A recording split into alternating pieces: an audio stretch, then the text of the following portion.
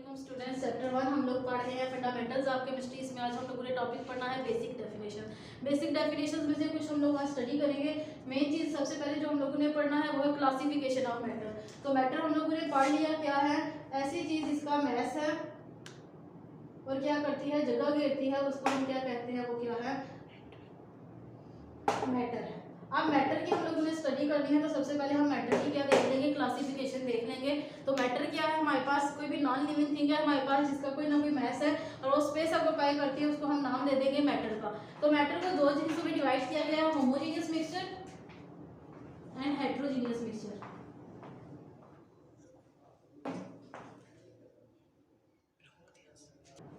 दूसरी टर्म जो सी थी वो क्या थी, heterogeneous mixture. Homogeneous mixture and homogeneous heterogeneous mixture, दो मिक्सचर थे। अब होमो नाम से पता चल रहा है क्या, सेम, यानी जिसकी कंपोजिशन सेम होगी वो हमारे पास क्या होगा, होमोजेनियस मिक्सचर होगा। और हेटेरो मीन डिफरेंट, जिसकी कंपोजिशन डिफरेंट होगी वो हमारे पास क्या होगा, हेटेरोजेनियस मिक्सचर होगा। अगर हम इसको डिफाइन करें, those mixture in which the components are uniformly distributed and exist in only one phase, तो हमारे पास क्या होगा, होमोजेनियस मिक्सचर होगा। तो होमोजेनियस मिक्सचर में अगर हम एग्जांपल देख लें, आप वाटर लेते हैं, ठीक है, जो कि क्या है, लिक्विड स्टेट में है। दूसरी चीज़ आप शुगर लेते हैं जो कि सॉलिड स्टेट में है। आप दोनों को मिक्स करेंगे तो जो आपके पास सोल्यूशन आएगा शुगर और वाटर का, वो क्या होगा, एक ही स्टेट में होगा, लिक्विड स्टेट में। तो वो आपके पास कौन सा होगा, होमोजेनियस मिक्सचर होगा।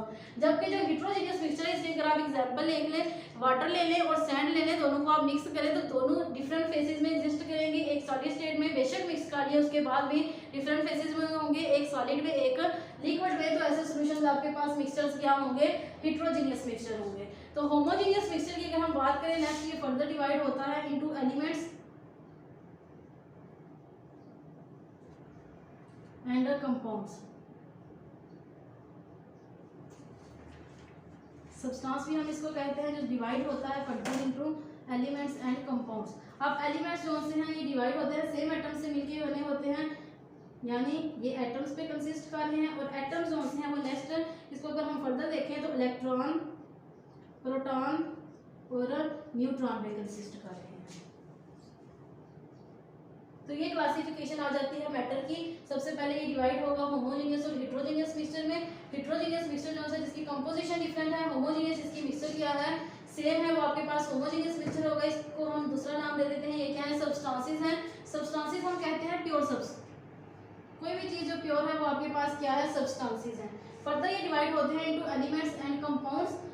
एलिमेंट जो से हैं क्या होते हैं, एटम से मिलके बने होते हैं। तो एटम जो से हैं फर्दर वो इलेक्ट्रॉन, प्रोटॉन एंड न्यूट्रॉन से ये क्या होते हैं, मिलके बने होते हैं। तो यहाँ पे अगर हम सब्सटेंस की बात करें, ये क्या होते हैं, प्योर फॉर्म में जो भी हमारे पास कंपाउंड आ जाएगा, एलिमेंट आ जाएगा, वो हमारे पास क्या होगा, सब्सटेंस होगा।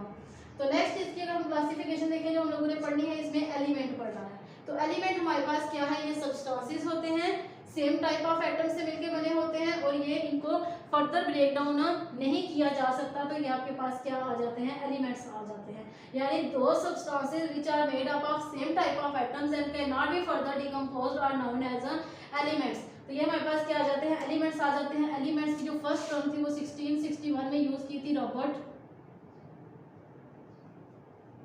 बॉयल ने यूज की थी ऐसे कंपाउंड्स के, सब्सटेंसेस के लिए जिनको तोड़ा नहीं जा सकता, उसके लिए टर्म यूज की थी एलिमेंट, रॉबर्ट बॉयल ने इन 1661 में।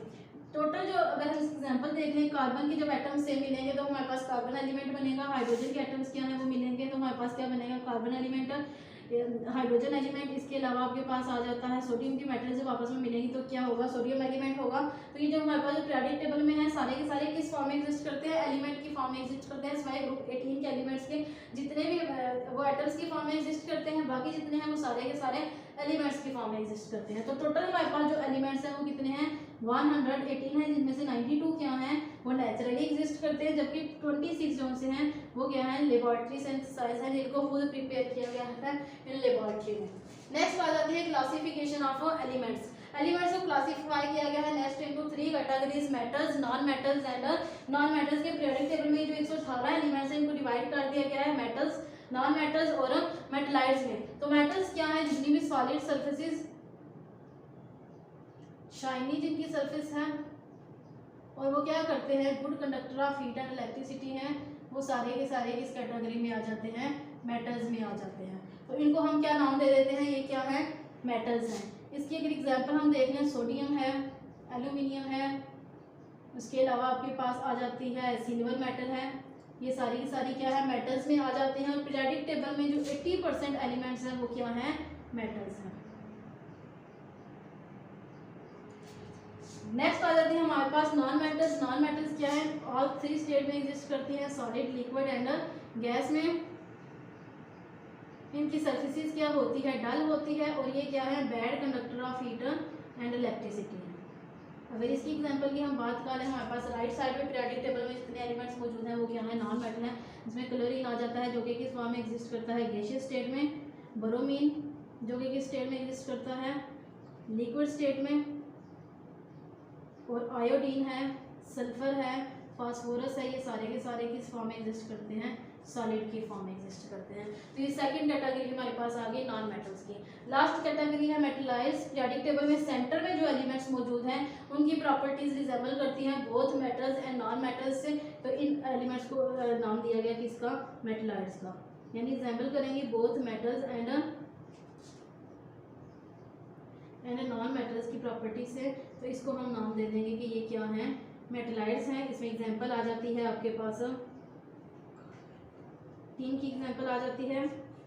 उसके अलावा इसमें एग्जांपल आ जाती है आपके पास बिस्मथ की। तो ये सारी जो सी आ जाती हैं इसमें आ जाती हैं आपके पास नॉन मेटलाइड्स में आ जाती हैं, मेटलाइड्स में आ जाती हैं। नेक्स्ट हमारे पास है सिंबल।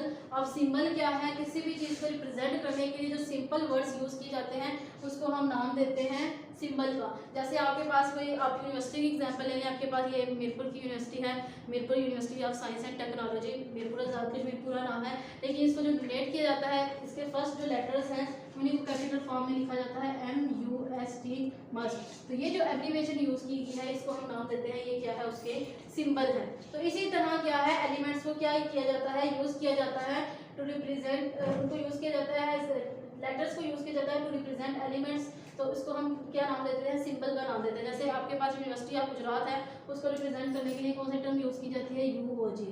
इसी तरह आपके पास रीड फाउंडेशन कॉलेज मेंबर है तो इसको अक्सर लिखा जाता है RFCB। तो इस तरह लेटर्स की फॉर्म में एलिमेंट्स को जब रिप्रेजेंट किया जाता है तो हमारे पास क्या आ जाती है, सिंबल आ जाती है।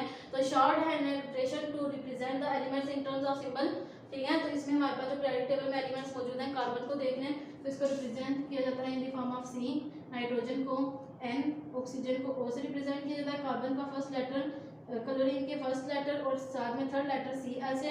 सोडियम को Na से यूज़ किया जाता है क्योंकि इसका जो नाम था, जो साइंटिस्ट ने इसको डिस्कवर किया था नेट्रॉन, उससे जोड़ सा था, इसका नाम रखा गया नेट Na से। तो इस तरह इसको नाम नेमिंग देंगे।